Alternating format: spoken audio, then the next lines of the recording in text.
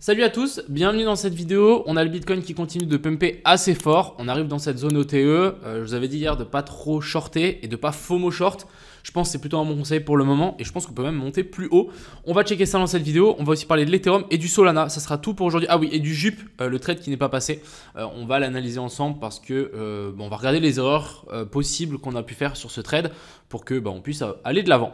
J'espère que cette vidéo vous a plu et vous plaira. Je vous souhaite à tous un bon visionnage. On est parti. Crypto, million. Crypto, million. Crypto, million. Alors, commençons directement par 2-3 analyses et 2-3 charts de Twitter. Donc déjà, on a ça, assez intéressant. C'est plus ou moins le même graphique.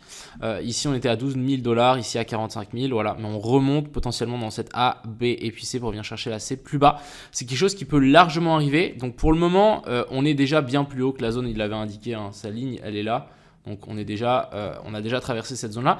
Mais c'est plus ou moins ce genre de plan qu'on attend si vraiment la charte était parfaite. C'est ce qu'on voulait voir. C'est vraiment un Judas Swing. On passe au-dessus des liquidités et des highs qu'on a là pour ensuite descendre en cascade vers le bas. Pour le moment, c'est pas trop le cas, simplement parce qu'on a encore beaucoup de gens qui s'amusent à shorter. Et du coup, si les gens shortent, qu'est-ce qui se passe? Ça crée de la liquidité au nord. Il y a plus de chances qu'on monte, etc., etc. Ensuite ici, on a aussi une petite analyse. Je voulais juste vous mettre, juste vous porter attention. Regardez-moi cette bougie quand même. On est quand même sur une belle clôture, un beau ravalement de la potentielle clôture qu'on aurait pu ici avoir en dessous. Donc c'est plutôt pas mal, c'est même assez bullish quand on regarde la charte comme ça. Je voulais juste vous montrer ça. Et ensuite ici, on a une potentielle analyse donc du Bitcoin. C'est exactement le scénario qu'on voudrait voir de ce BTC. C'est du coup, on est venu prendre les liquidités au-dessus de ça. Ensuite ici, on est venu faire donc une clôture sous ces lots. Ça dépend encore une fois la time frame. Ensuite, on remonte, on vient faire un espèce de retest et ensuite, on veut voir du coup une baisse. Pourquoi pas descendre même un peu plus bas, venir récupérer et combler toute cette zone d'imbalance qu'on a là. Et bien évidemment, si on corrige bien plus bas et plus fort, on pourrait pourquoi pas venir récupérer les lots qu'on a ici en dessous. Mais pour le moment, c'est plutôt le scénario que j'attends et je pense que le top n'est pas encore trouvé. Donc patience et faites attention à vous. Alors, sur ce BTC, déjà, voilà, on est dans cette super zone OTE. On est même sur la zone des 0,786, donc on est vraiment très très haut. Je pense qu'il peut être aussi un bel indicateur. Ça va être, pourquoi pas, regarder au moment où on vient retest cette zone-là. Donc, je pense que ça peut être une très très belle zone pour tenter quelque chose vers la zone des 48 200. Mais encore, voilà, je vais vous le dire clairement, c'est pas parce qu'on est dans cette zone-là qu'il faudra tenter quelque chose. Personnellement, moi, je vais vraiment patienter et vraiment attendre qu'on ait vraiment une structure qui se forme. On a une toute petite zone de fair value gap en H1 ici. Je ne sais pas si vous la voyez, mais je vais vous la montrer. Des fois, hein, c'est assez précis, mais voilà, on a une toute petite zone ici de fair value gap en H1. Donc, pourquoi pas venir la combler aussi, celle-là. Ça pourrait être une belle zone.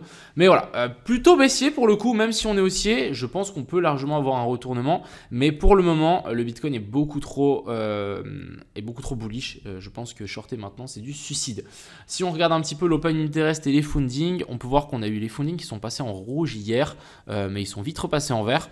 Moi, ce que j'y vois plutôt, c'est que on a eu ici une belle hausse, donc on a beaucoup de positions en levier qui se sont ouvertes jusqu'ici.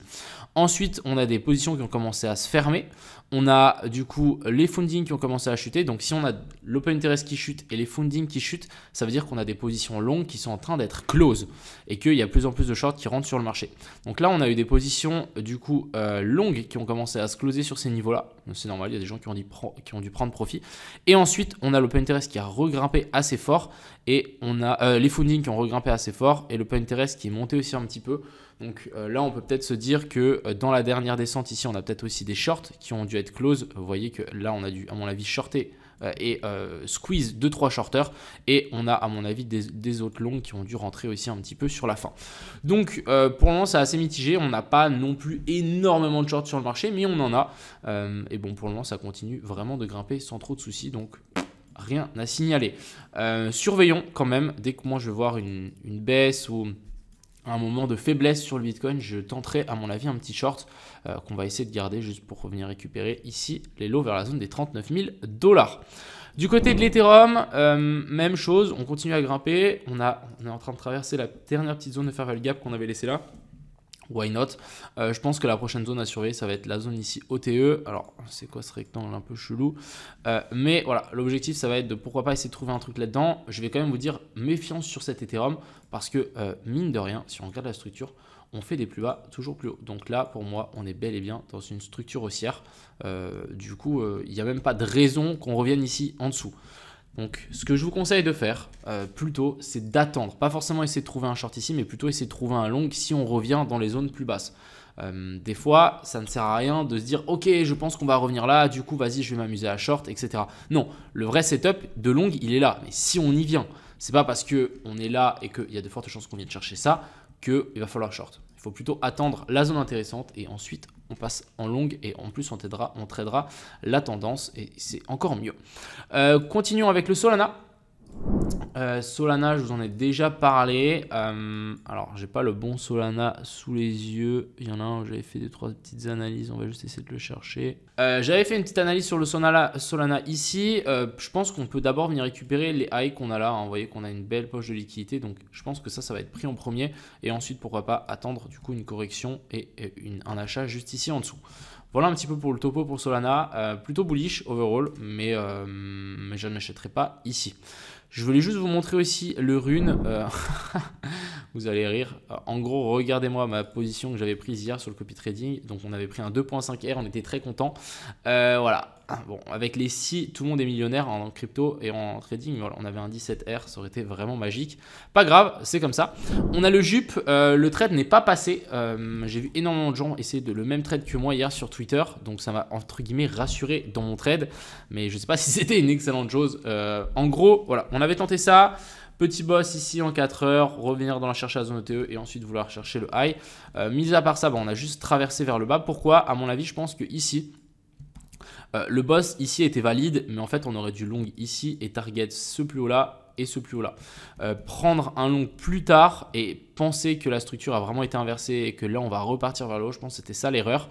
Et de plus, si on passe vraiment en 12 heures, on n'a vraiment pas eu de clôture ici. Donc, je pense que ça aurait pu vraiment nous indiquer que le marché n'était pas si fort que ça. Et de plus, ici, on aurait pu faire ici une ABC. Hein, donc, les fameux W, ils ne tiennent pas tout le temps. On avait en plus laissé une poche de liquidité là. Donc, je pense que c'est ça qui nous a un petit peu... voilà, qui a raté un petit peu le trade et aussi qu'on n'a pas attendu d'inversion structure ici en low time frame. J'ai juste tenté et du coup c'est pas passé. Voilà un peu le topo pour le trade du jupe. C'est pas grave je pense, mais voilà, il était plutôt clean. Et aussi vraiment je peux vous montrer le trade sur le BTC. Il est marrant. Regardez-moi le tout petit trade ici, si on l'avait hold jusque là-haut, encore une fois avec des si on refait la planète, mais il y avait un 80R à venir chercher. Aberrant, c'est ce qu'on a envie de faire en une année. Il suffisait juste de hold. Et encore je dis il suffisait juste, mais c'est pas si juste et pas si simple que ça. Enfin bref, voilà le topo pour aujourd'hui pour cette petite vidéo. J'espère que je vous ai aidé dans vos prises de décision.